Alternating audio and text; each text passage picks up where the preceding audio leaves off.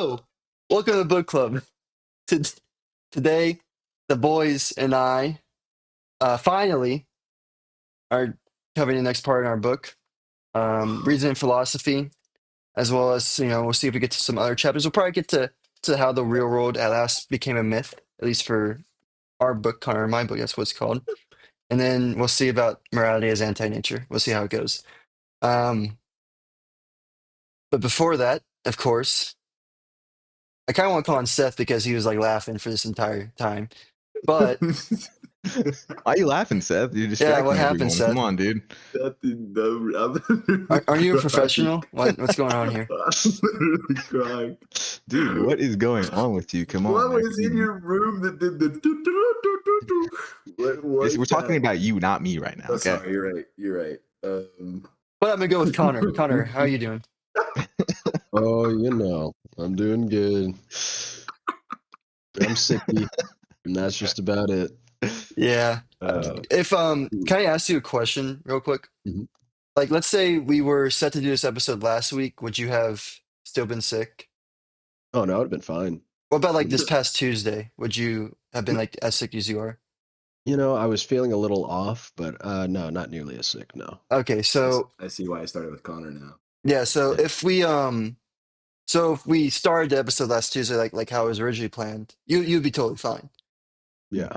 But instead Probably. we had Steph last minute on us tell us we're not doing that day.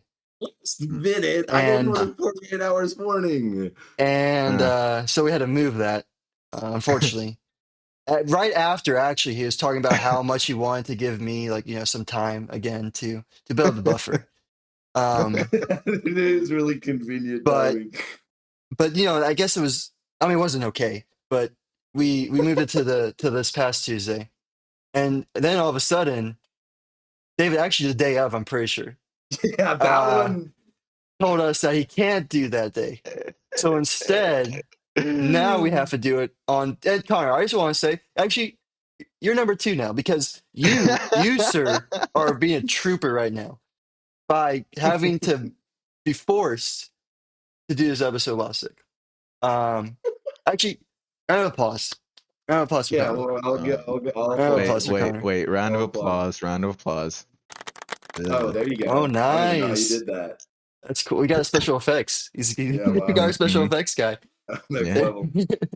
um. I'm gonna be number 4 forever. Oh, dude, you're so far gone. I'm so deep I actually, in the hole. you know what? I'm disappointed. I am disappointed in one person, and that is David because I expected more. But I'm not disappointed in Seth because this is actually expected.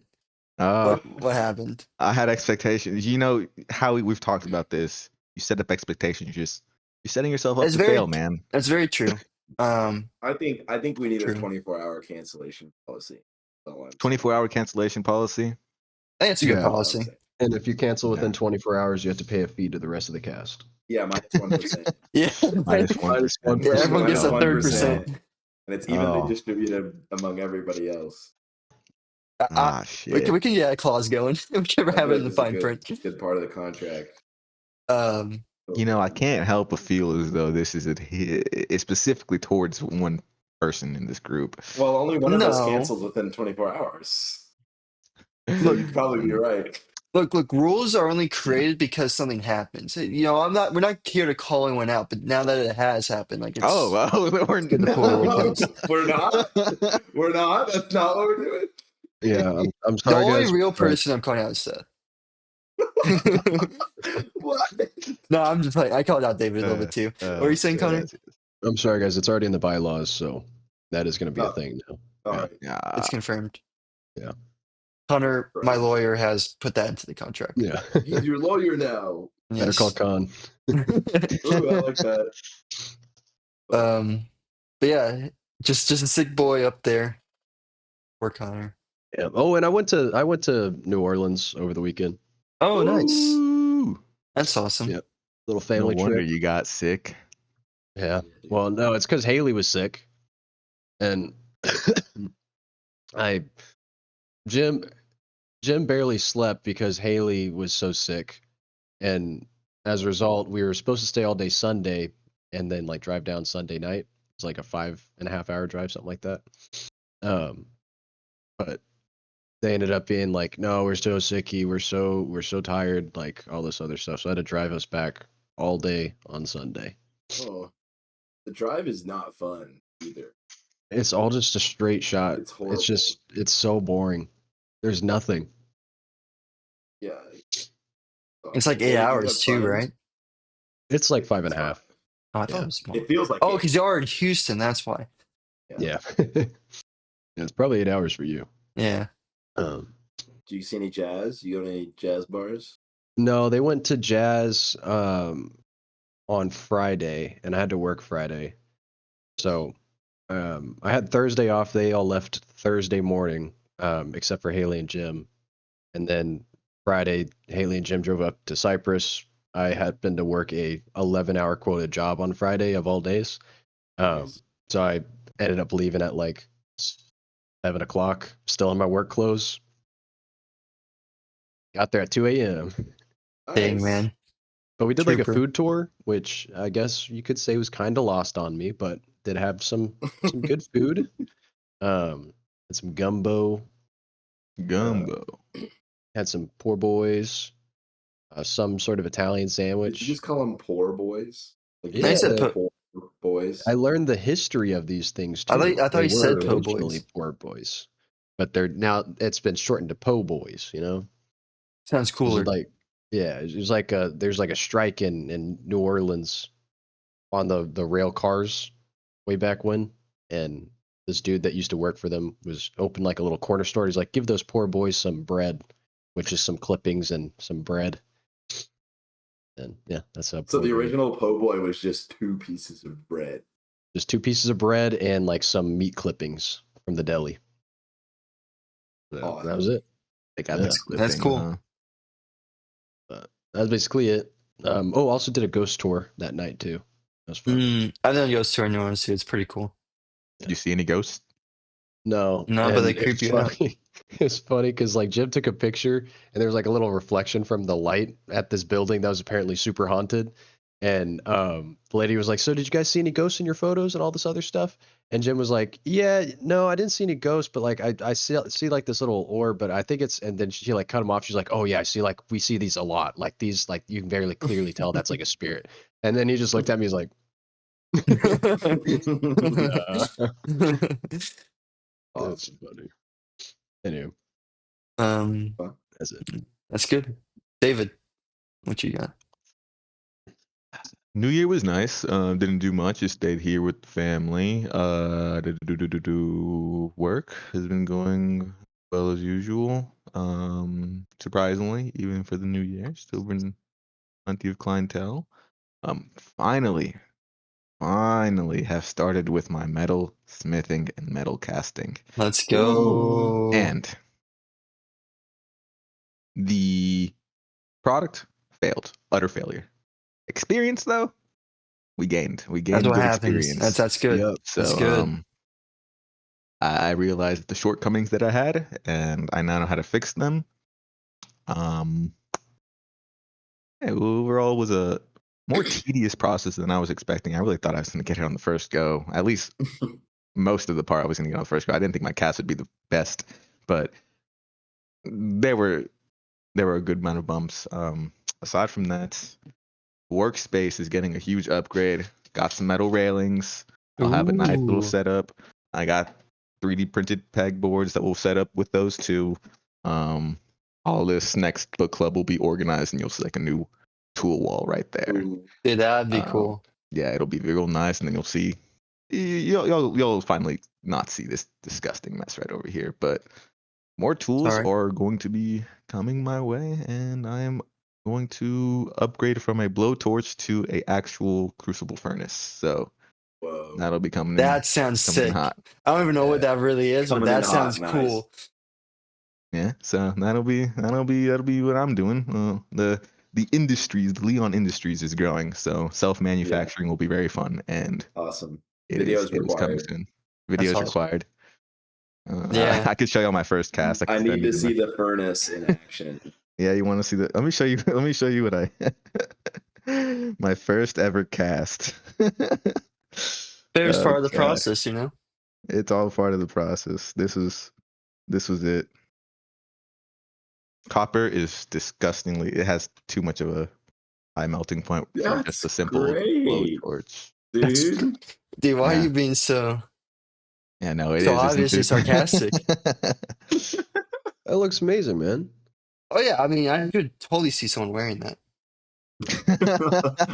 Who? Who?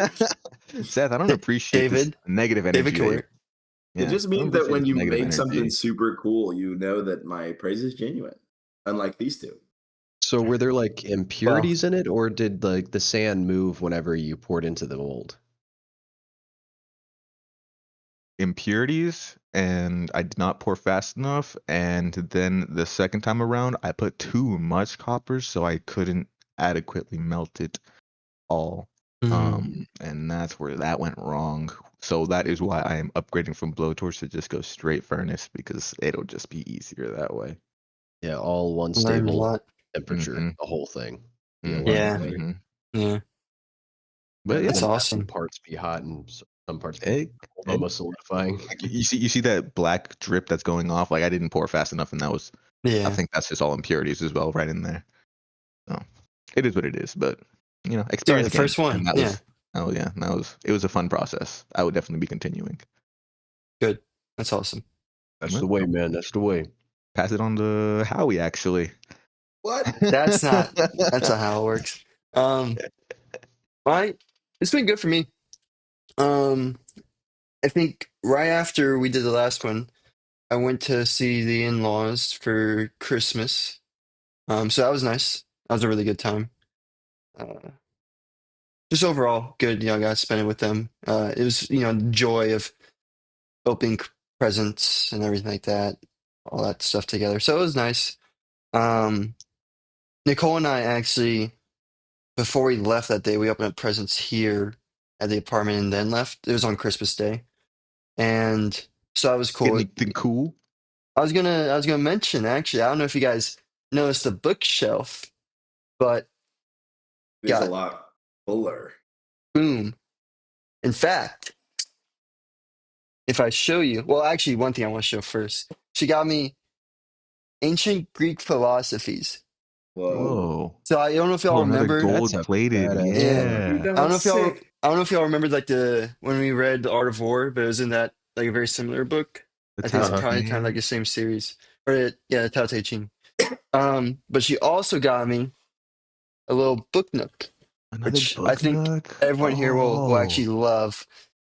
It's called The Whoa. Library of Wisdom.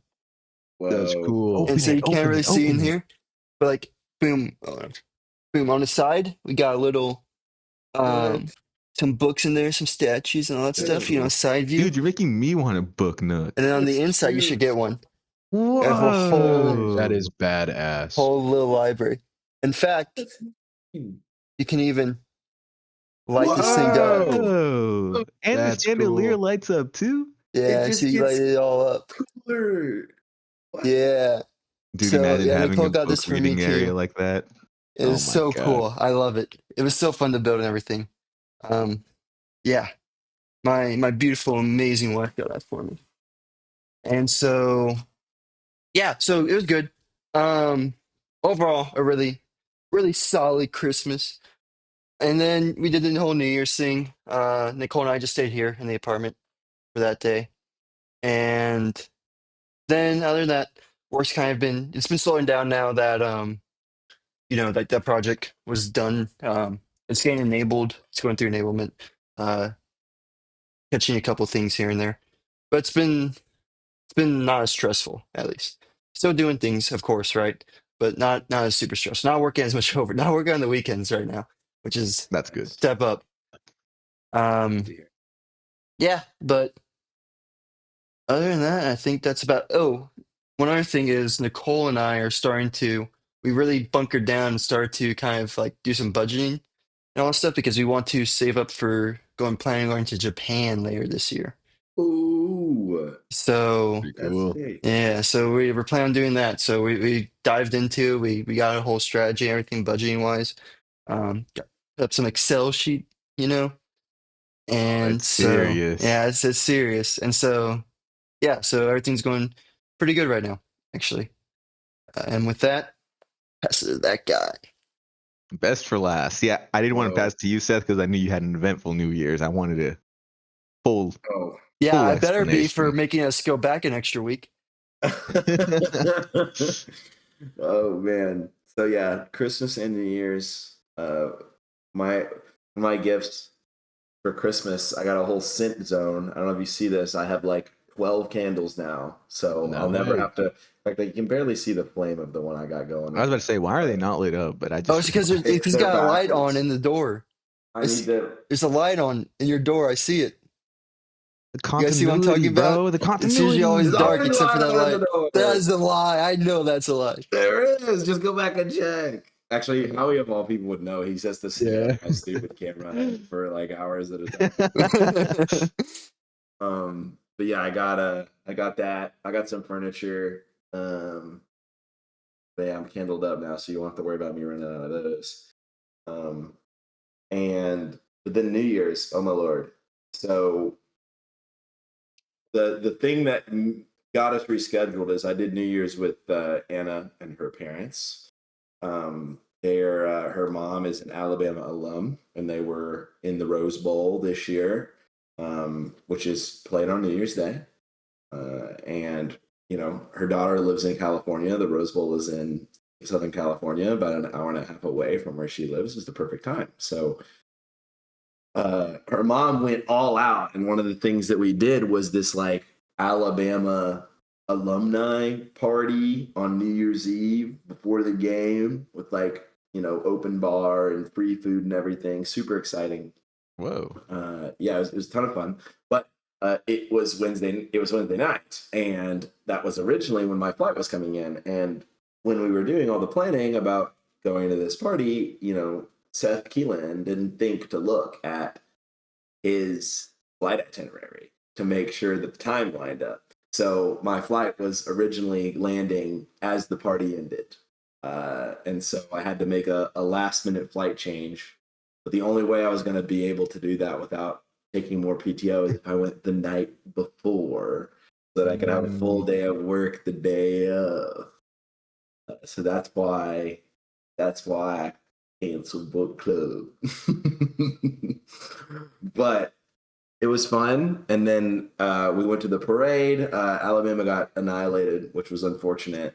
And then I saw that. And Solid. then we went to Joshua Tree, which was really pretty. Really pretty national park. Ton of fun. It's always good. If you ever never been to a national park, I highly recommend. It's just really cool to be out in the middle of nowhere. Like really out in the middle of nowhere. National parks, or I've Like only where been your to two. phone doesn't I've heard ring. Yosemite is really nice. That's why I'm going there this year.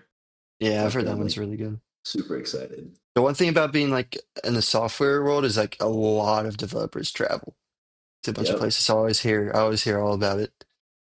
It'll be you eventually, Howie.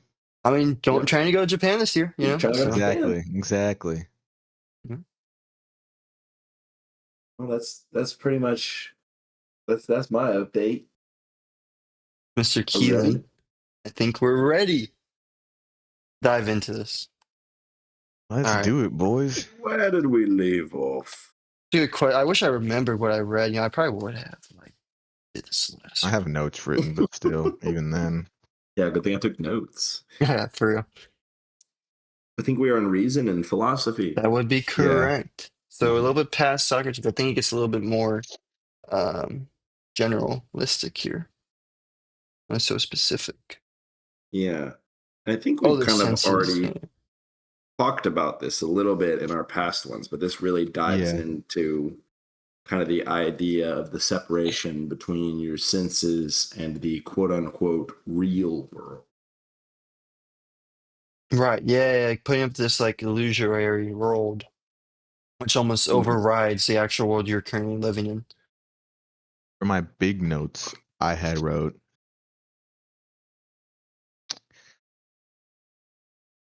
Nietzsche is idealizing the raw instincts of man over the reasoning and the rationality of the brain And I think I said that that's kind of what I saw.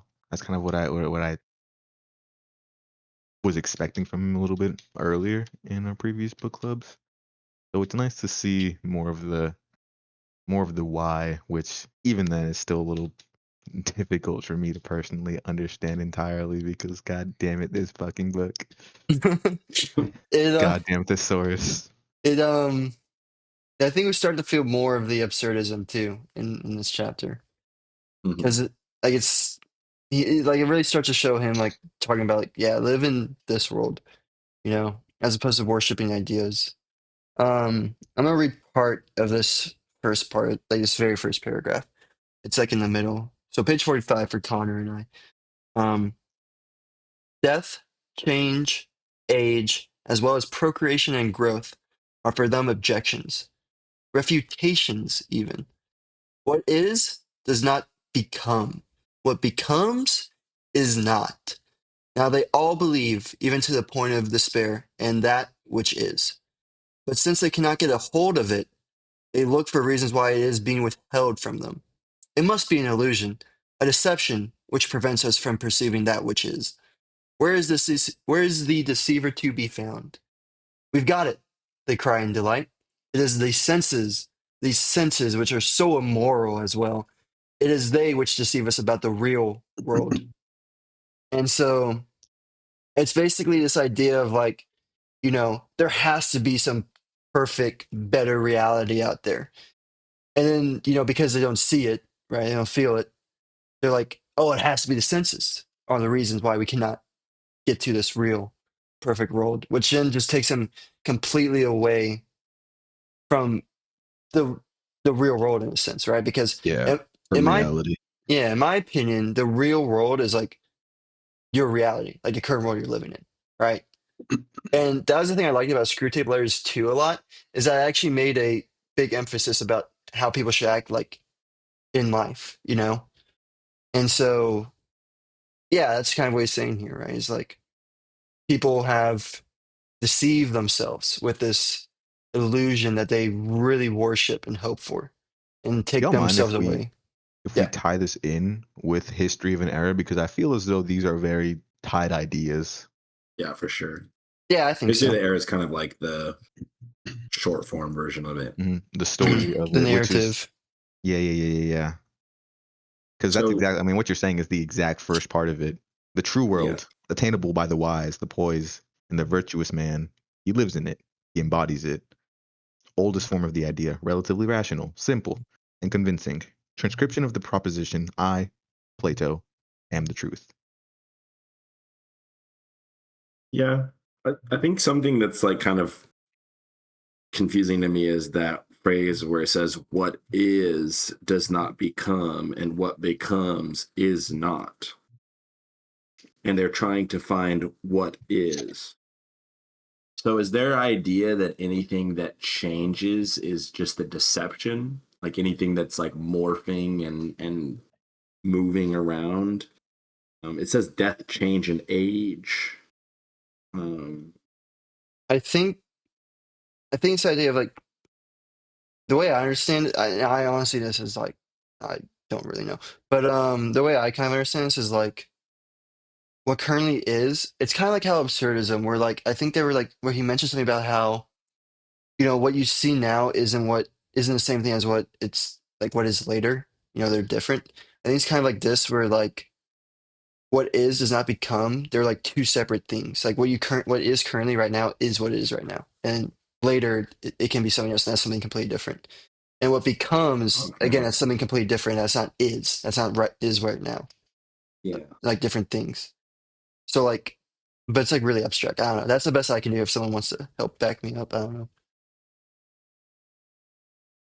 I underlined the phrase, but even then, it was underlined because I needed to put a question mark next to it. Although I did put a question here, and it was on the topic of mob philosophers or like mob mentality philosophers. I said, how does this relate? which I'm thinking now What do you mean by mob probably relate. mentality philosophers? Second, What do you mean by mob mentality philosophers? because it was earlier in the book he was talking about the mob. Let's see if I can find it. I don't know if somebody can help me out here too, because again, it's been a little bit since I read this one. I kind of wish I would have reread. The only thing I can think Uh, of that you might be talking about is like how a lot of philosophers kind of have the negative viewpoint on life, in a sense. Maybe I just found it. Okay, here. If the mob of the other philosophers rejected the testimony of the senses because they exhibited plurality and alteration, he rejected their testimonies because they exhibited things as if they possessed permanence and unity. Okay, I so the rest of related the to those two things. philosophers rejected the testimony of the senses. So essentially, Mm-hmm. what you see, feel, hear, because they exhibit alteration, right? But he's saying, but before that, he talks about Heraclitus. Heraclitus? Heraclitus? Heraclitus. Heraclitus? That guy. Apparently he wasn't like the mob. He rejected the testimony of that mob of philosophers because they were exhibiting things as if they were permanent and united, which I guess he thought wasn't real. The idea of permanence or unity. Yeah, I think that's a big issue I have with a lot of philosophies is the idea of like a unified way of thinking or a unified way of being, you know. Like you have to live your life this way. It is very abstract in that. And I think what he's getting at is a lot of that mob mentality is like, you know, especially coming to the five senses, because how many times did we hear from Marky Mark like drinking's bad, you know, like all this other shit, right? Um, not to say that's not a good thing to say. Drinking is bad to a degree, but I don't know. Connor hates fun. I hate fun. No, I love fun, and that's what I'm getting at. Is, you know, shit, man. Like I'll drink a glass of whiskey every night after I get off of work. Is that bad? I know. I do it for the antioxidants. You know. Oh, Of course, man. yeah. Out. So I guess It's the only reason. my question for these mob philosophers is like, if you can't trust the senses, then what is there? Like, That's his issue, is that he doesn't think there's actually anything. It's like the absurdism where like a lot of philosophers went into some kind of deism, right? With whatever philosophy they were working with. And that's Nietzsche's issue too, is like he's saying like I mean he shouldn't, like there, to him there is nothing there. There is nothing that you should be worshiping in a sense in a this like world that you aren't even like 100% aware of or like know of, that like know that it exists. And to him, that's why he's saying that he's like basically refuting this idea of discarding the senses, because he's saying that it should be pretty much all senses. Which I kind of think is interesting, because I low key think that it's actually beneficial to also be in touch spiritually as well. I think it's also good for you. Like I don't think it should be all senses, but at the same time, like yeah, I mean I agree with him in that like it shouldn't be all spiritual either. You know, it shouldn't be all like you have this like illusion and you just 100% follow that. Like you should be conscious of the senses. Know that it's like important to like it's respected like area. I guess like reality, the reality that we know of that we're living, and then you should also I think have some in touch spirituality too. That's just good for you, I think. Yeah. I have a question for all of us. okay. Out of all the philosophies that we've delved into, which would y'all say had that notion of disregarding the senses and going more towards that rational side of the brain? if I any. feel like Marcus Aurelius was pretty big on that idea. Yeah. Really? Like stoicism, right, is all about like maintaining even keel and separating yourself from the feelings and experiences around you, right?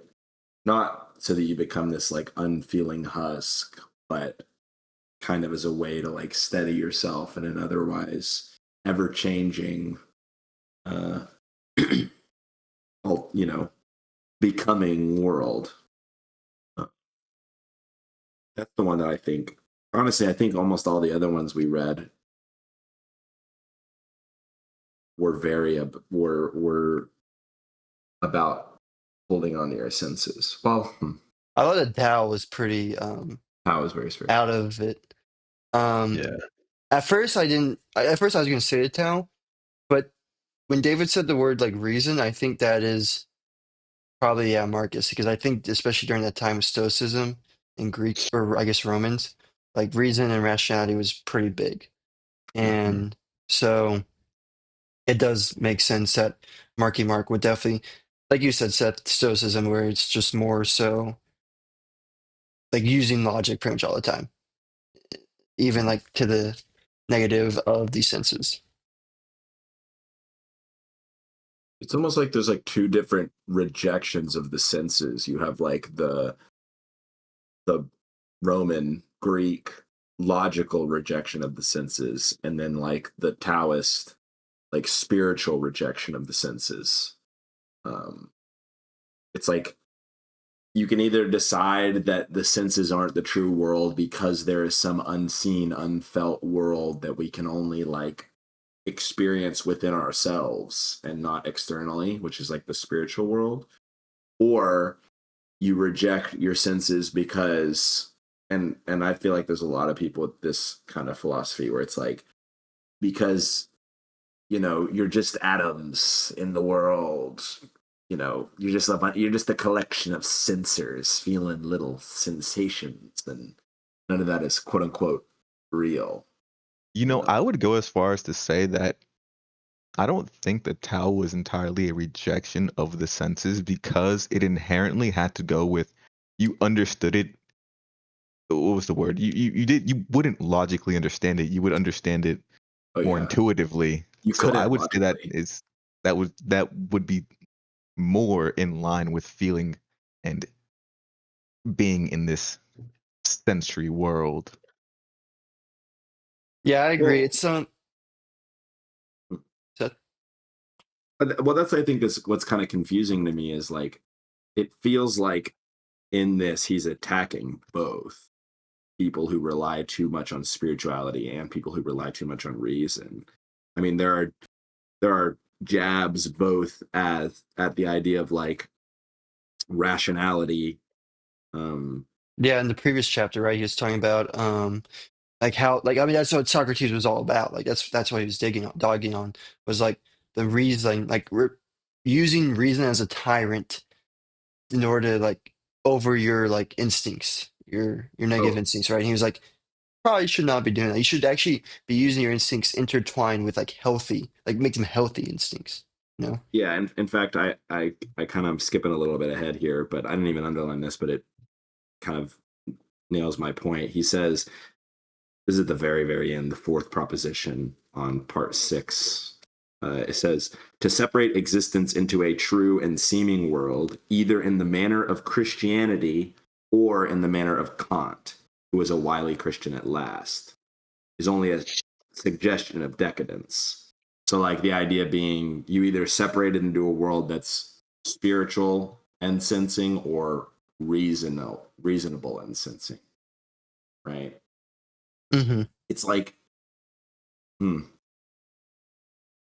it's kind of interesting the like connection he draws between people that you would think would be very opposed, which is like strongly atheistic people and strongly theistic people, and how they're both attacking the senses just from a different angle.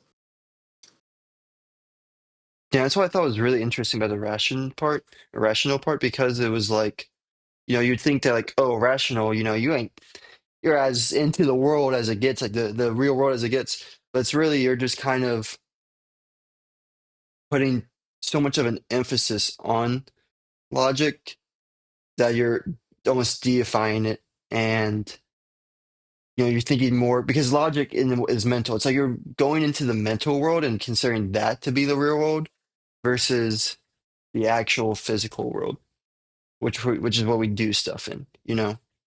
Thinkers and doers. Hmm. You need those doers. I don't know why I'm having this inherent thought of I still don't in the sense of spirituality when it comes to Christianity and the Tao Te Ching. I feel like they're both still two very separate worlds because in one of them you do have this overarching other world, this beyond world that you're looking for, that you're putting emphasis on, and then in the Tao Te Ching, if I remember correctly, because I can't say that I entirely do, there wasn't really an other world, and it was more of a flow of where we are here and now. Oh yeah, that's what Mm. I was going to talk about the Tao. The Tao, I think, is still in the physical. I think it gets a little confusing because it's very abstract and feels Hmm. very spiritual. But I think it's still like you like it's like okay, there's this Tao. We can't understand it. We won't ever understand it. It's infinite, but we know it to like this lesser degree, which makes like a lesser Tao because it's not fully comprehensible.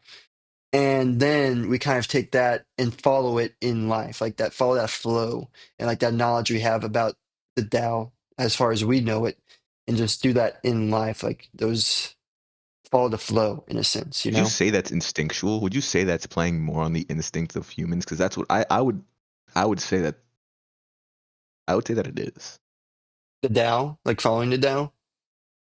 Yeah. Yeah, I mean, like realistically, if you're like, well, it depends because I think actually raised a great point because I think Nietzsche, talking about like the instincts being bad and like having to have a tyrant or like but you shouldn't like you should have them be good instincts. I think that's almost what a Tao is also saying. Like you should follow the natural flow and not those bad instincts which take you off the path and they make you erratic and have those like negative choices off the path. You know, Hmm. it should be Hmm. like a more natural flow, which isn't very like pushing. It's just very calm, and that could, I guess, be in a sense what like correlate very well with what Nietzsche says about instincts, which is actually low key really interesting because that's actually kind of a connection that's really cool. Yeah, it's not one that I've personally, until right now that we're talking about it, have noticed. Um, I would have Yeah. thought they would have been the exact opposite, but I think you make a pretty compelling point on how they might be because it's almost like where spirituality, when you think of like Christian spirituality, is the concept that there's this other world that our senses don't necessarily have like direct access to, versus the Tao, which is kind of like there's an aspect of the world you're living in that you just don't understand, but it's still a part of your world. Like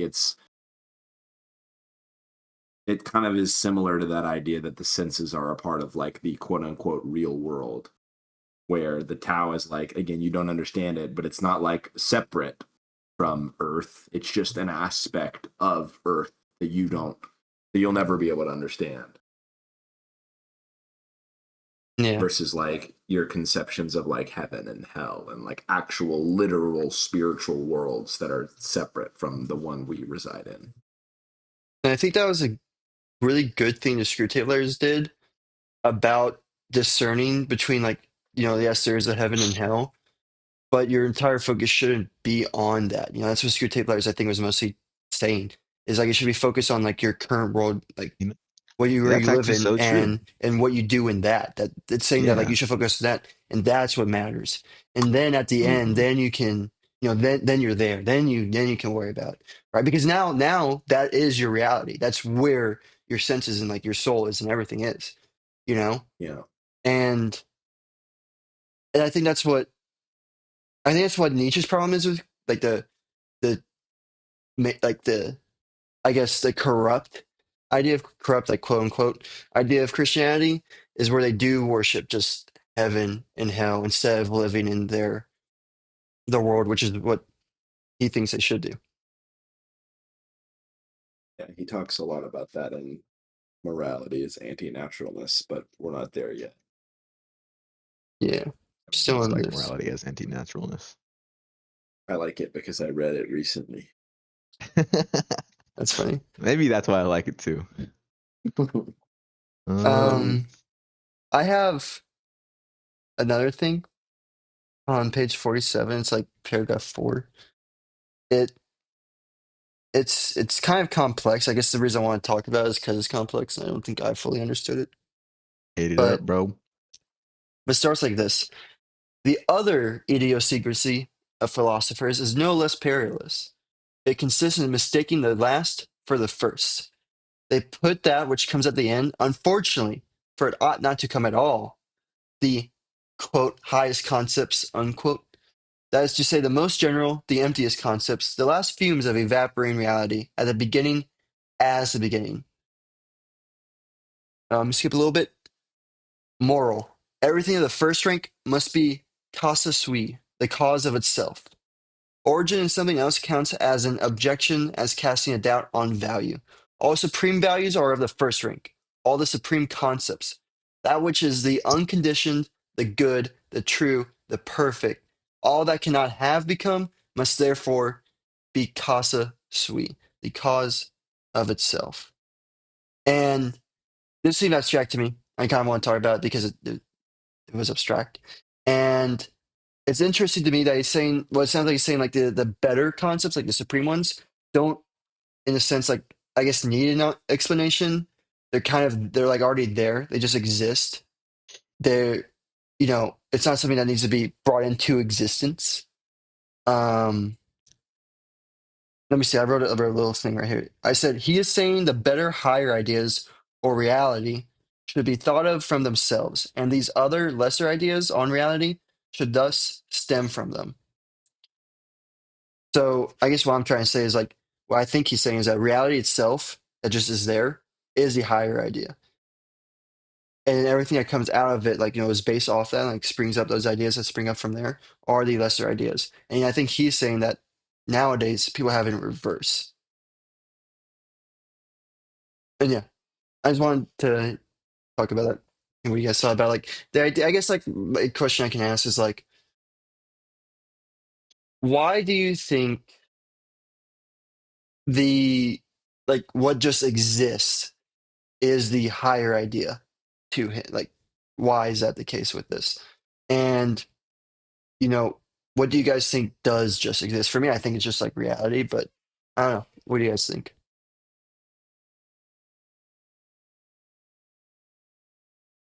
Loaded question. Yeah, I I It's think complex. like for me, what I'm getting out of this is answer the first part of the question. Why are the higher ideas like existence for Nietzsche, right? That's what you're asking. Yeah. I think for him, it's like that same concept of because he calls them the thinnest, the emptiest ideas, um, as cause in themselves. So I think his idea is like these like conceptions of spiritual or the other world, the quote unquote true world, are useless. They don't accomplish anything. They're not interesting because we just go, well, they are that way they are because they are, which I think he feels is pretty silly. I mean, he even says, alas, that mankind have had to take seriously the delirium of sick cobweb spinners. Um, he thinks this concept is incredibly silly when in reality, the ideas we should be focusing first on are the ones that come from what we sense, what we see, taste, hear, feel.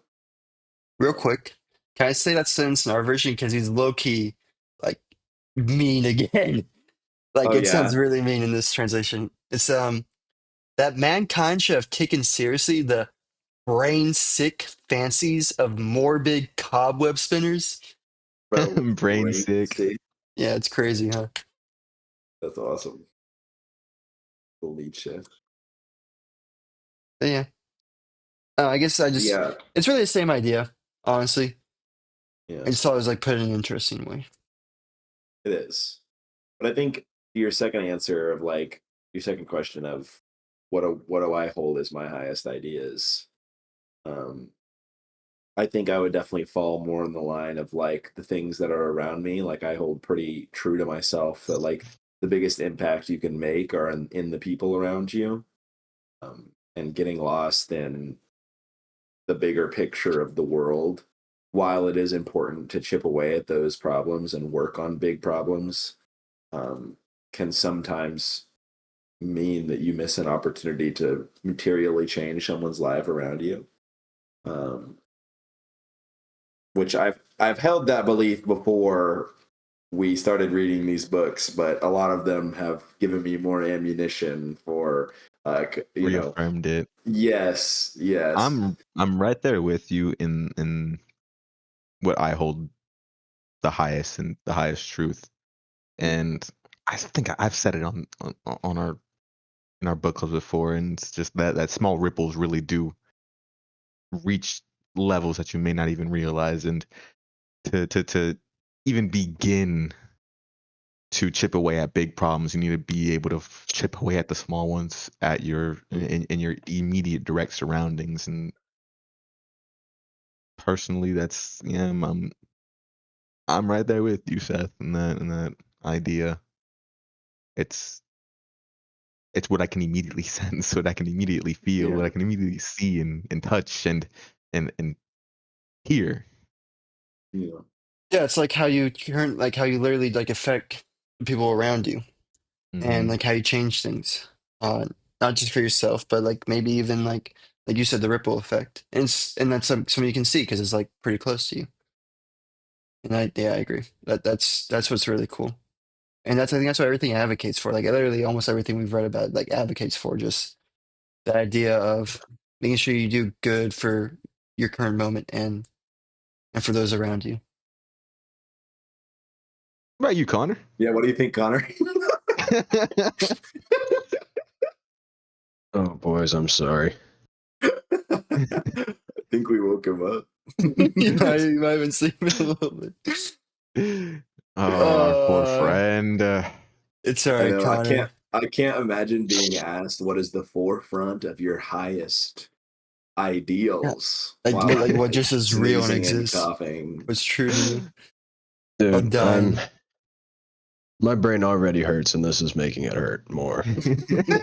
Well, what are your Well, senses you're a telling trooper, you? Connor. You are a trooper. My senses are telling me I'm a trooper, but that might be you Oh guys. yeah. Yeah, that's the ripple effect That's right there, boys. there it is. That Hell screen's yeah. never been brighter, huh? That's what Oh, I'm saying. It was so bright, right? It looks so bright, yes. Dude, you could You look see like my a ghost right eyelashes on my now. other fucking eye right now. That's Yeah, crazy. dude, you look like a You ghost, bro. can. That's awesome. Oh my Uh, gosh. Oh, and he dropped.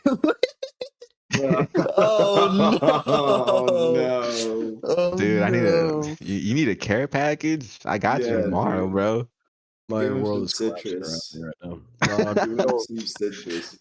I'm still working too. I just took some some medicine, and I did take the PM one, and I think it's making me crash. So Oh yeah. sorry It's about that. over for you. Well, there. All right, boys, we'll carry this. It's Yeah. okay. Time to carry the Listen, episode. chime Just in when you need grunt to every chime once in a in. while. Yeah, Connor, Yeah, just I'll be the audience asking questions today. yeah, Connor. Oh, I like that. If you ever feel Wait, a need to say anything, I kind of like that. If you got a question, shoot, because I think I would like to start incorporating more questions, and I may start trying to write some for book club mm-hmm, because I do think that they lead to interesting conversations, like the Tao and for Nietzsche sure. connection. And I, what the fuck? Yeah. It's It's when we're at our definitely, best with it's a good definitely, question. yeah, because it's like almost more natural when you talk about stuff as opposed to, I guess, trying to find something to talk about. You know. I like the Um, questions. Um, but I guess on the next page, page 48, he was saying a lot about. Oh, yes, this I want to talk about the language stuff. Um, You want to talk about that? yeah. I didn't highlight any of that because I had no idea what he was talking about. Really, dude, this is one of my favorite parts. This it Okay. was this 5? Yeah, it's 5. Yeah. Okay. Um. Okay. Okay. I'm gonna take it. I'm gonna take it. Language belongs in its origin to the age of the most rudimentary form of psychology. We find ourselves in the midst of a rude fetishism. Wow, I totally okay. When we call to mind the basic presuppositions of the metaphysics of language, which is to say, of reason, it is this which sees everywhere deed and doer. This which believes in will as cause in general. This which believes in the ego as being, in the ego as substance, and which projects its belief in the ego substance onto all things. Only thus does it create the concept thing. And what I wrote here, love of reason is a byproduct of language. It makes sense because it requires a subject, cause, and effect. There has to be a priori, which is like language basically forces it. So that way there has to be someone doing something, like and like that. This is I've like dived deep into psychology, not philosophy before, and I've seen this idea a few times, which is the idea that like the language we have is limited to the point that's cause our perception of this like love for reason. Like how he's like how I wrote here, because like in order for something to make sense in our English language, and I mean, I guess probably Greek too, there has to be something that's doing something. So, in other words, there has to be like almost an explanation for something. Like it's not like something can just be there. So we have to, in a sense, we're like forced to, when we think of anything, make it reasonable, because language requires that for something to be real and exist and like be a full thought in our brain, something has to be doing something. Like, there has to be some kind of cause and effect. There has to be some like logical chain of thought. Gotta be a verb. Yeah, there has to be a verb and a subject. And I'm gonna dive a little bit into the early stages of computer science right here, actually, because this ties into it. And this has been one of the most like when I Get learned this, away. this was like one of the most like interesting things I think I've ever learned. Does this have anything to do with your first podcast, Howie? Yes, which I want to do that one day. Anyways, uh, so this guy named Gödel, he he created what he called the incompleteness theorem, which is basically when it comes to math can never be fully complete. Like it can never fully describe everything, because during this time, everyone is trying to figure out some kind of mathematical system and framework to just basically be able to like explain or solve anything and everything. And so Gödel came in and he like completely like messed that whole scene up with this theorem and like proving that it was like completely incorrect. And the idea was, it's really complex, but the idea was basically that, oh my gosh, I don't even know how to explain it. What he basically came to was he created this mathematical formula. You guys know the like that like riddle, I guess, in a sense, where like um this statement is false only if Like the this statement is true. statement, yeah. Yeah. Only if the statement is true or something The like that. paradox. Yeah, it's a paradox. And like, so the statement is never true, it's never false. He basically, he's the one who came up with that, but he did it through like math, like a math formula, basically Mhm. saying that math has this like incompleteness to it, where like it can't prove that this statement's real, but but the fact that the statement's not real or can't be provable is the proof that like it's true. And so basically, he like did this paradox in math and showed that math can't prove everything. There's like this like hole in it. Okay. And So like the so idea that paradoxes even exist is kind of proof that there is there are things we can't explain, things that we can't really wrap our language around, or whatever the language is of our choosing, whether that's math or code Exactly. It's or words. exactly. It's like ideas to us are only limited by our language, and we have to assume our language is a system, kind of like math, because it is a system. It's a It's got formula, rules. right? And so because of that, it can't fully explain everything. And so, but people fall into this trap of, because like that's a complex idea. And people fall into this trap of like, well, everything has to be explained because it just does. And so they fall into this love of reason because they think our language is able to explain everything. And that's what it forces you to do because, like, again, for our language to make sense, there has to be a subject and a cause and effect, a verb. But See, that's something that I think is kind of interesting because in my head, I initially am like, well, of course, language can describe everything because if we run into something we can't describe, we just make a new word, and then that is that thing, right? But that doesn't Mhm. really work when there's an underlying system at play. Something that I think is really interesting here is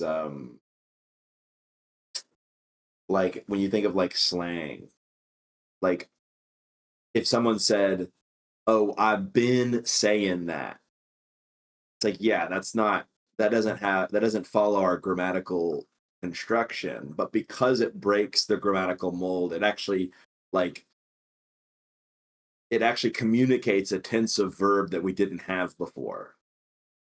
So like if you could have said that in the past, you could be saying it now. But if you've been saying that, it's like you said that in the past, you have been continually saying it in the past, you are still saying it now. Like it's this new tense of verb where it's like a continual usage of whatever that verb is, which is pretty interesting because I feel like as you watch language evolve, we find new ways to like communicate things. Um, but it kind of goes to show that there's like underlying rules in the system, just like you said, Howie, which like prevent us from explaining things. And I think the best example I have is like, have you guys ever like literally been incapable of describing something? Yeah. Like it's like no matter how hard you try, it's not even like you're missing a vocabulary word. It's like the tools at your disposal aren't enough to even begin chipping away at the concept that's going on in your head. Um, And if you try to chip away at it, you just end up getting more confused because you're explaining yeah, something that's so grand and chipping away at it. You just well, yeah. trip over Mhm. yourself. And the worst thing is like you say it out loud and you have to tell the person you're talking to, wait, no, that's not it. Like what I just said is not what I'm trying to describe. But but now they're stuck on that thought. It's annoying, but it's like, Yeah. it's it's a great example of like a very practical example that I feel like most people have run into where it's like, I don't know how to get this idea into your head. I don't know how to like get what I'm thinking of right now to you. Um, wow. I'm glad you jumped into this, Howie. Yeah, dude. My always biggest one, like once I like heard about this idea, I was like, dude, language really is just so limited. And it's just so crazy to think about because that's what we use. I'm still just drawing this back to the Tao or the Tao, whatever, whichever Well, way you want to say it. It's all just kicking back to it there for me. Yeah, and if language was perfect, it wouldn't continuously be evolving now, would it? that's another good point. True. Hmm. But because it's evolving, it's not real. It's not a part of the real world. Becoming. It is a part of the real world. I lost the thought. Never mind. Well, it's part of the rule because we make it up. Well, we need it. But then, yeah, I mean, language is basically made up, right? So it is kind of fake in that sense. Just like how we put value on like money, like a piece of paper, put inherent value on it. It's like we put inherent value on the noises we make from our mouth, right? Yeah. When you put it like So, that. So it's like, in a sense, like it is fake. I guess it Just got. really, yeah. Go ahead. You go ahead. I want you to go. I was just gonna make a joke. You go Oh. ahead. I was gonna say, it's basically like it really kind of does come down to like real quote unquote is kind of just only really through action, right? And I mean, like, I think is like the words come with that because words can spark action in others, but it's really still the fact that people are doing things that is what's real, you know, Mhm. which is interesting. It is interesting. Kind of like we don't. I think the real reason I want to bring this up is because like I don't think anyone really ever thinks about language at all, right? It's just something that we do, something that we use, and all that. But it really is such an interesting idea. So in your face, you don't think about it. Yeah, and it's like, well, it's not even just that. It's like because in order to think about it, I have to use it. But Yeah. but since I'm using it, my ability to reason about it is like limited by what it has. That's why, like, I don't know if you've seen that they're like people who are like bilingual, like truly, sometimes will just think in a different language, and it's because like turning their brain into that language's like mode allows them to like express thoughts that aren't easy to express in the other language. But I've never gone the next step and thought, well, what if their language is expressing a thought that's impossible to express in my language? You know, Yeah. it's really I a mean, that's shame like what that I'm Latin just a, was, right? yeah, really a shame that I'm just a silly little monolingual English speaker. I'm missing out. Kind of think It is about when weird. I talk in Spanish with my family, what goes on in my brain. And I've had this question asked me before, and I haven't. I mean, I still haven't come up with the answer. And I wouldn't even consider myself. I mean, I'm bilingual, but I wouldn't consider myself the greatest Spanish speaker in the world. Like mediocre. I'm a sub 6 at best. But like thinking about it, it it's kind of difficult to think about it. Do you have to think about what you say, or do you like this just come out and then you just Yeah. say? Do I you don't think in Spanish or do you just speak? see. That's the exact question that I've been asked. Do I speak in Spanish? But I don't think, or do I think? I it I don't translate it to English. Okay, so you Yeah. think you might not be thinking in Spanish, but at least there's no like layer where you're changing it into something you quote unquote understand. Like you, Hmm. it just happens. It's natural. Yeah, I fully just understand it for itself, and there's no translation going on in my brain where I have to switch some words. Sometimes there is because again, I'm like a 6 when it comes to Spanish speaking. Mhm. Sometimes there are words I don't know. Um, but in a more natural conversation, no, there's never really translations going on in my brain. It's just absorbing that information and giving it back, just like like you don't think about speaking in English. It's just the same Yeah, thing. Yeah. Crazy. It's kind of crazy. And I guess but that's why people are able to go between the two languages because it's just natural, right? Hmm. yeah. Well, that's what's so. Well, that's another thing is like people who are like fluent in more than one language aren't necessarily good translators. It's like a different skill set than just speaking. Just because you can speak Spanish and English doesn't mean you're actually good at like going between the two. You know, um, Hmm. because you can just sit in each of their worlds separately, right? Um, because in my head, the way that I've always, because again, I don't understand this phenomenon at all, and I feel like I really, before I die, I need to learn another language because otherwise, there's going to be this whole world that I've just never even experienced. But yeah, I think of like milk, leche.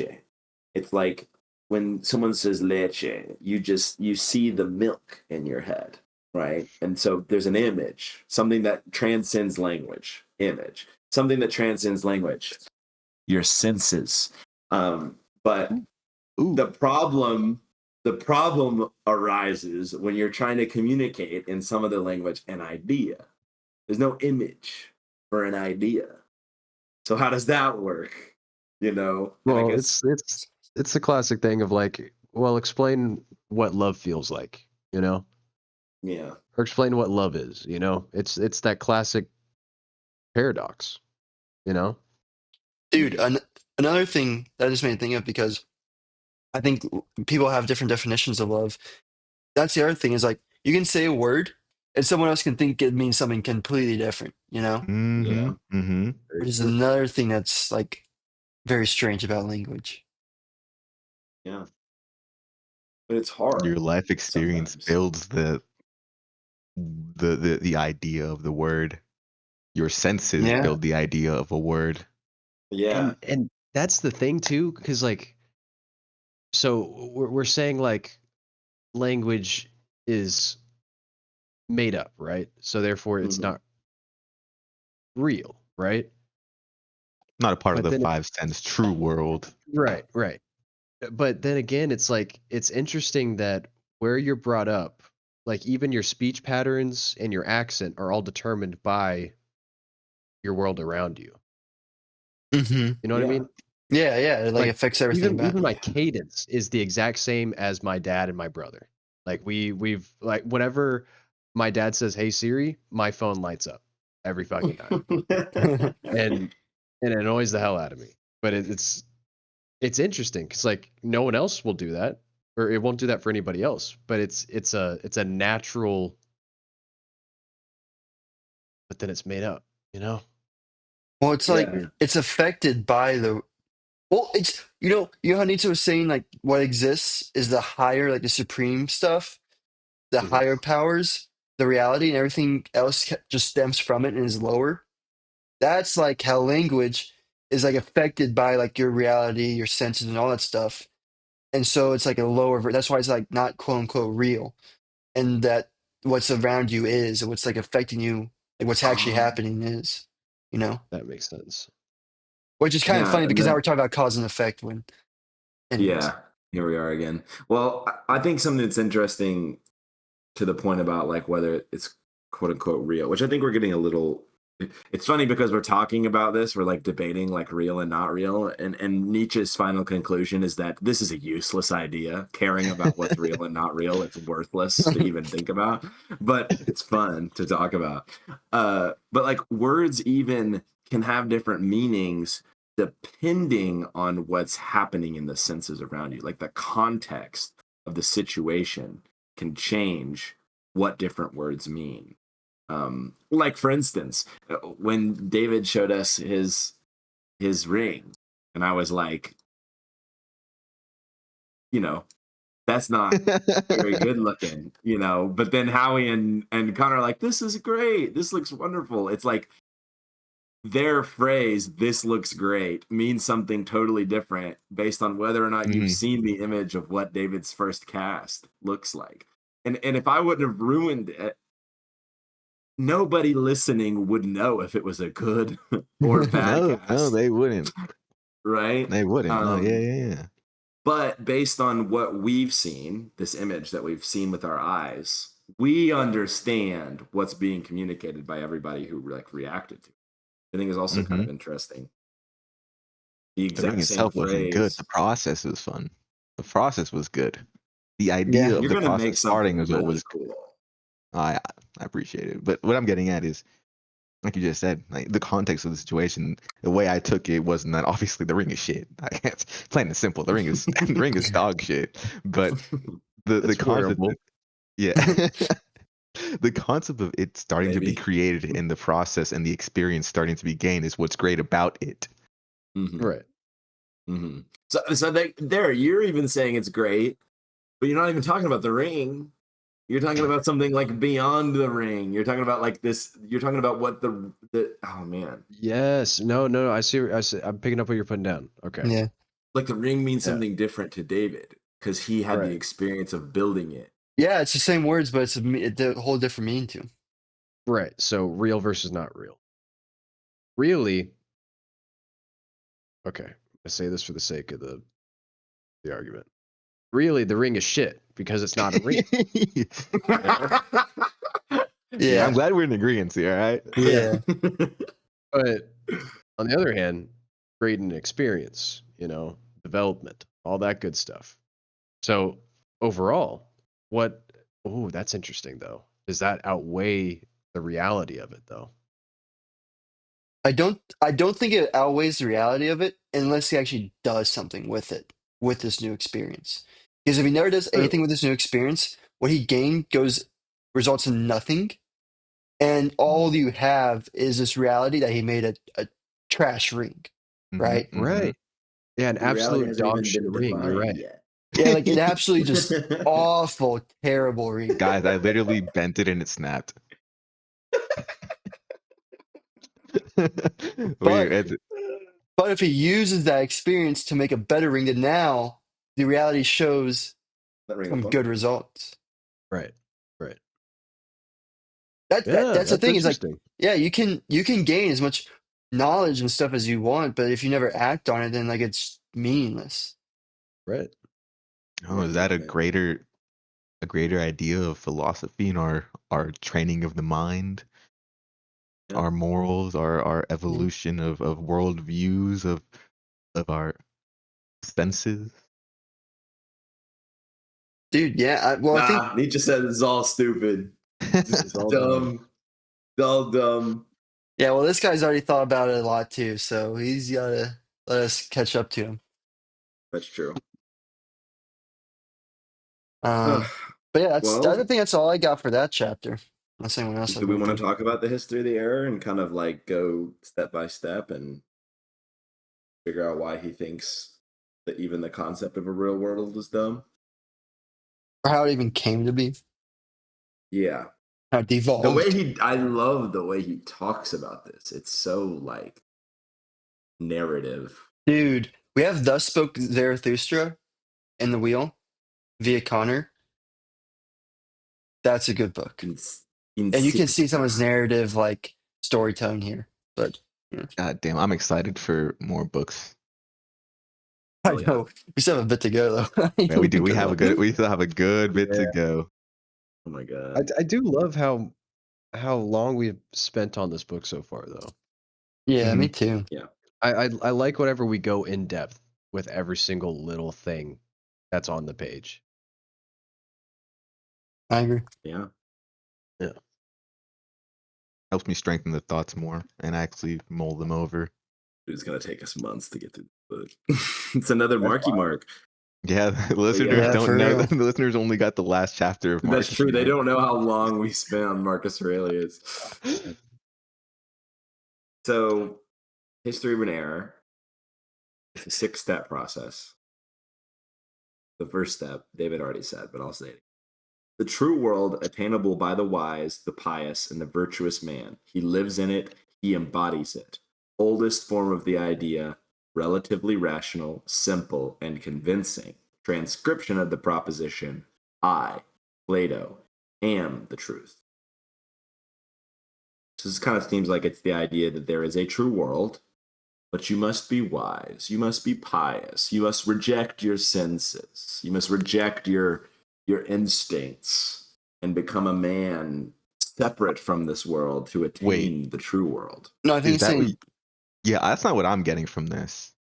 What are you getting? The first one is I'm getting that you have to. I'm getting the first one is kind of the idea that Nietzsche would most agree with, in the sense that it's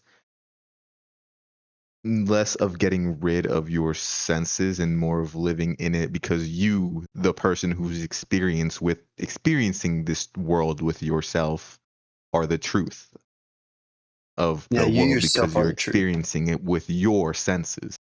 Which to kind of follow that up, Do going back in the last chapter, I just want to say this real quick. It was at like the end of paragraph 5. Where then do they originate? And in India, as in Greece, they committed the same blunder. We must have once dwelt in a higher world, instead of in a very much lower one, which would have been the truth. We must have been divine, for we possess reason. So it kind of goes with that idea of like, we are the real world. Like, because we possess reason and stuff, like, if you're wise and pious and virtuous, then you become the real world. I'm seeing your brain turning. So yeah, I want you to. I feel like you have something to say. well, because I think what he's saying here is like this is the wrongest form of the idea. Like like part one is like the Really? like you got to remember he says relatively rational. That's a bad thing for him. He doesn't want it to be rational. He thinks that's dumb. Yeah, but I think it That starts is true. like That is true. When he I puts don't know. rational in there, I already inherently think Negative. bad. But I think like as it goes along, he's saying like we keep on getting farther from the real world and getting to this like illusion and idea. Which I think that's he likes that. You think Just so? based on I how he don't think he likes it. describes the sixth one. All right. Calls the Okay, let's sixth let's one. oh no, Yeah, let's we're just moving on. let's We're get moving too far ahead. Okay, part Also, two. can I real quick just say it's like you and David's translation. You just copied our homework and then we were like, hey, just change it up a little bit because like yeah. like relatively sensible versus what was yours, relatively rational. Yeah. Yeah, it's just Yep. like these Yeah, are it's synonyms. Slightly. ours is relatively sensible, so it's not Yeah. Interesting. I like it's don't know. not I mean, rational. if you're asking me, I think y'all copied our homework. You know, I'm sorry. we really thought it Mine definitely out, and then sounds y'all. older. Penguin Classics, man. Yeah, this is the Penguins Classics, all right. This is as official as it gets. Yeah. Nice try though. Damn, this is a digi reads. I mean, Yeah, Yeah, who that's a copied homework if I've ever heard of it. for sure. Did you fuck, read bro. .com? No. No. Okay, anyways, Anyways, part you two. said. The true world, unattainable at present, but promised to the wise, the pious, and the virtuous man, to the sinner who repents. Progress of the idea, it becomes more refined, more insidious, more incomprehensible. It becomes feminine. It becomes Christian. It's quite the phrase. It's quite the way to Yeah. say it. That is Yeah. quite the way to say it. There's a lot of women Christians out there who are pretty unhappy with that idea. Okay, I will agree that he is saying that this second one, the idea that the true world can't be obtained, like the first one is the true world has been attained by the wise. And the second one is like the true world has never been attained, but if you're wise enough, which no one's ever been, you can get to it. Yes, Mhm. like people who are Okay. wise and stuff. Like, oh yeah, you'll get there. You'll get there one Yeah. day. You keep being wiser. Yeah. He says this idea is more insidious. When He I see doesn't this like one, this and when it says about it becomes Christian, I inherently think about the true world now instead of it being the world that we live in, the world that we sense. It is now like heaven, the other world that Yeah, that's kind of is what I was promised thinking. to you, that is Yeah, going to be, that is granted to you if you be a wise and overall good person in this original sense world. yeah, It's kind of how I'm reading it. that's what I got Right. too. Okay. I like that. We can go number 3, Seth. If you have Number any three. qualms with that, please, No, by all means. I need all of them in front of me before I can present a good Okay. qualm. Sorry. Number 3, the true world unattainable, undemonstrable, and unable to be promised, but even as conceived, a comfort, an obligation, and an imperative. The old sun still, but shining only through mist and skepticism. The idea becomes sublime, pale, northernly, Königsbergian. When I get to I'm that sure word, that guy I is like a dude. philosopher. No, well, it says. Do you guys have like footnotes? No. You guys don't have The footnotes. footnotes are Yeah, in these footnotes are parentheses so below. important. These footnotes help so much. Yeah. That word you just said. Let me get you. Königsbergian. Yeah. Königsberg's like another guy that thinks, No. right? No.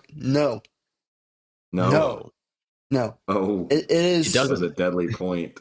Is He Kantian. doesn't think. Is Kantian from the northernly German city in which Kant was born and in which he lived and died? So basically, it's like Kant. Like he's basically saying, like he's talking about Kant. Why like he didn't Kant. just say Kant? He had to say where he's from. Of Yeah. course. But Yeah, he said where it's from. Northerly. Okay, so this one I felt like was like the true world is not only unattained by anyone in the current day, but it will never be attained by anyone ever, any man. But it's okay because it's still nice to believe that it exists. We should still try to get to it. Yeah, I think it's also saying like we're not too sure what it is, but it's out there. And it sounds Right. cool. Yeah. I can Right. respect that. Number 4, the true world, unattainable? At any rate, unattained, and being unattained also unknown, consequently also neither comforting, saving, nor obligatory. What obligation could anything unknown lay upon us? Gray morning, first yawning of reason, cock crowing of positivism. What the heck? Does anyone know I what think it's basically saying that positivism like, is? huh? Gosh. Oh, well, good thing we have footnotes. Yeah, for real. Shut up. It says in the footnote, it says here meaning empiricism, philosophy founded on observation and experiment. I would have That's what never guessed positivism that. is. My guess was Me something neither. positive. Yeah, like Root word positive. And that's just exactly what I thought. like being optimistic is what I Yeah, was that's thinking. exactly The really what I was happy thinking. Well, I guy. guess I don't know much about positivism, but maybe it is. Maybe. Maybe. Maybe Oh, it's just like, hey, Seth, we I are think you're half right. full people. So this I- is like a no, you go high. you go. I Because was this is gonna your say idea. this is like the further we're going even further. We're like, all right, yeah, it's unattainable, maybe, or unattained. And since we don't even know what it is, we can't possibly there's nothing to tell us that we should go seek it out. Because how could we possibly know that we need to go seek out something that we don't even know exists or what it looks like? It's also not comforting, this idea. We shouldn't care about it. Or at least we shouldn't let it like affect us. Yeah, I think it's also saying like there are no rules that it's telling us because this other world doesn't exist. It's unknown. It's like not real almost. So there are no Mm-hmm. real rules to follow from it. Mm-hmm. So then in 5, we keep going. The true world, an idea neither good for anything nor even obligatory any longer. An idea become useless and superfluous. Consequently, a refuted idea, let us do away with it. Full day, breakfast, return of bon sens and cheerfulness, Plato blushing for shame, infernal noise of all free intellects. You're Yeah, I think telling you're me he's right, not Seth. I think chomping you're at right. the bit Nah, about you're this right. You're right. idea? You're right. You're right. He's loving You're right. it. You're right. He's saying that the Make real Plato world. blush. He's like the real world. Everyone's throwing that out. That thing, get Yeah. out of here. Get rid of that We don't stupid want thing. you. See that Breakfast. shit? Fucking Full Plato's day. blushing on me, The man. full day. Yeah, Plato, that fool, Plato's blushing in Full his day. grave, man. for shame. Listen. All right. And then the final part. 6. We have done away with the true world. What world is left? Perhaps the seeming. ... But no, in doing away with the true, we have also done away with the seeming. Noon, the moment of the shortest shadow, end of the longest error, climax of mankind, incipit Zarathustra. Which insipid means Zarathustra Listen. begins. Oh, And even better. Zarathustra is what?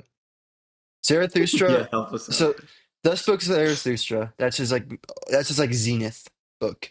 Um, Zarathustra is this character who is like the main character of that story, obviously, and is like the character who embodies like all of his like just like his like what he wants basically, but not quite, but almost exactly what he wants. What Nietzsche wants? Yeah, what his like Okay. idea of like almost like the climax of mankind, like Okay. right here.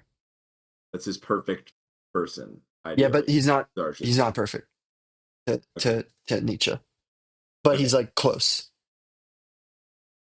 And he begins with Like first Zarathustra, you like have to the do away with the true world. Zarathustra begins. Like he's coming, he's here. Yeah. But first we have to get rid of the true world and the seeming world. These Apparently, ideas are silly. yes. The longest error is over. Nope. Okay. Yeah. Exactly what you were saying from the beginning. Yeah. I see. Yeah, Yeah. Good work, Seth. My dramatic reading skills. good deductive reasoning there. Very, very, very high deductive reasoning. Well, Yes. I'm glad to know that Nietzsche thought that our entire conversation was useless and dumb all along. Yeah, just a thing. What does that mean? I mean, I think I don't it's not understand that that part. simple. No, definitely I not. think it's not that simple. It's more like, once you move past these ideas, you can more focus on like the sensing world, the world that you can actually impact and change.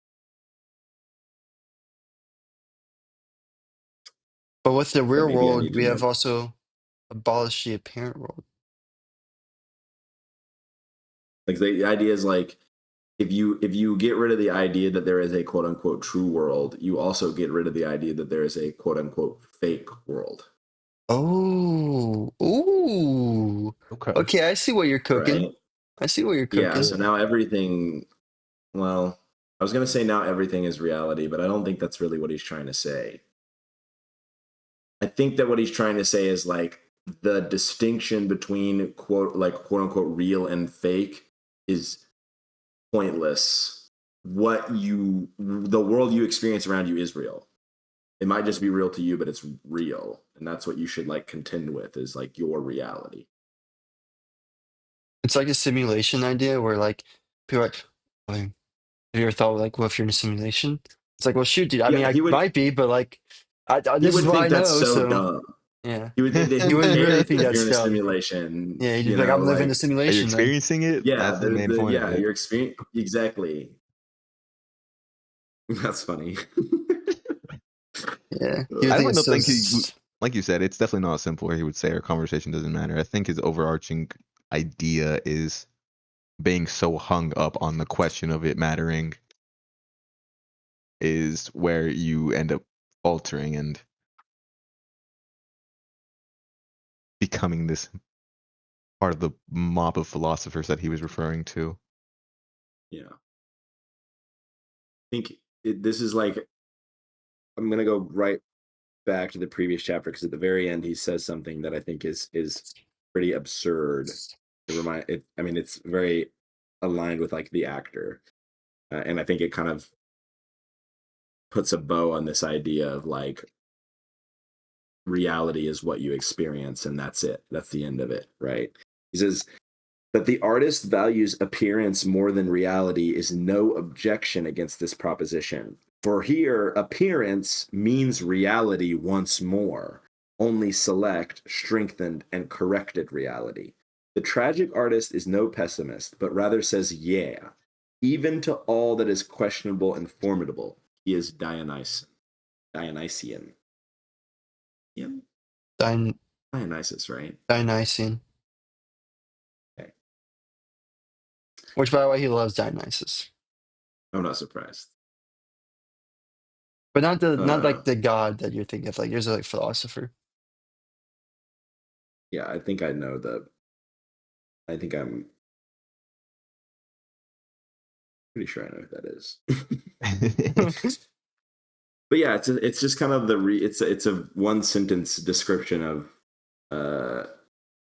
Camus, the actor. The idea Yeah, that him experiencing something quote unquote fake is actually a higher form of reality. because People you're often like, experience it. yeah, you're bringing in like the pains of reality, even if Mhm. it's fake. Well, I mean, we read one more. Do we want to talk about it? Do we want to get into it? What do you guys think? We've I think like episode wise, we're pretty much at an hour and a half. I wouldn't mind holding off it because it does have a good amount of ideas, in my opinion. Something that won't just Yeah, be discussed real Yeah. fast. newer ideas Mm-hmm. Yeah, for sure. And also, we I should. got Damn, I was really hoping to get into it today, though. I'm not gonna lie. I know. okay. I We can know. always just queue up the next one soon. Yeah. Yeah. Tuesday. Tuesday, Do we want to? Do please. we want to try to read the Fort Great Errors? I think Or we do y'all should think? try to read it because Yeah, we we should. We should might try to read the Four get to Graders. it. It's long, I I think we guess should 100%. but yeah, we should I read it. don't think we'll spend like 2 hours, like an hour and a half, 2 hours on this chapter. I Personally, agree, but I think the four great eras will definitely take up that. yeah, It's for just sure. long. I think we should. Okay. All right. Read That's it, your and then homework. we'll see. We'll see how far we get into the talking points next week. Yeah. Yeah, Hopefully, no one cancels again. yeah. Oopsies. Oopsies. Sorry, Harvey. Sorry, Well. Harvey. You have 2 days to edit this. No, I think next Saturday. Next Saturday is the day. Oh, okay. Okay. Good. Also, Good. I we're think. giving Now, Javi that now I have to buffer double episode, check. dude. Yep. We're trying. Pretty sure. All right. Well, All good. right. Cool. Good talk, boys. This was. I feel like this was a very Fantastic talk. abstract book club. Personally, even though we I were liked talking the about the language. real. Yeah. Yeah. I enjoyed it a That lot. was. This is fun. That was. Yeah. All right, It's nice. friends.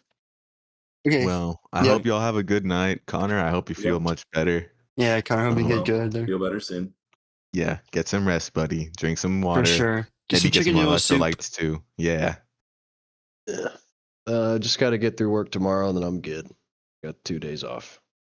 Good Real luck. trooper. Good luck. Real You got trooper. this. We Appreciate it. believe. A We soldier. believe. A soldier. Light work for Connor. Connor did Yes, show very him. Light true. work. Let these fake words give you a real sense of motivation. That's It's good. supposed to be raining like from noon until like 7 p.m. tomorrow, so hopefully it's just a half day. Kill for it. Hopefully. I believe.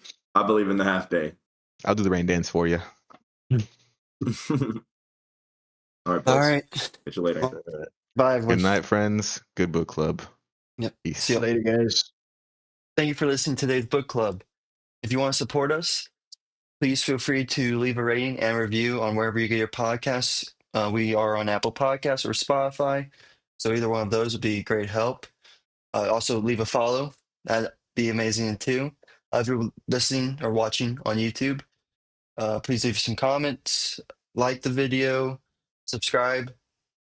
Another way you can help support us is we are Amazon affiliates, which means you'll see in the description wherever you're watching or listening to this podcast on the episode, there will be a link to the book that we are currently covering, or if we spin the wheel to select our next book, you'll also see a link to the next book that we will be covering as well.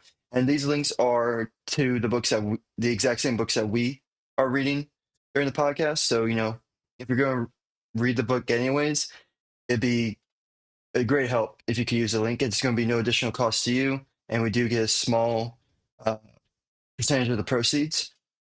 So you get a book, and we also get benefits. It's a win-win, honestly.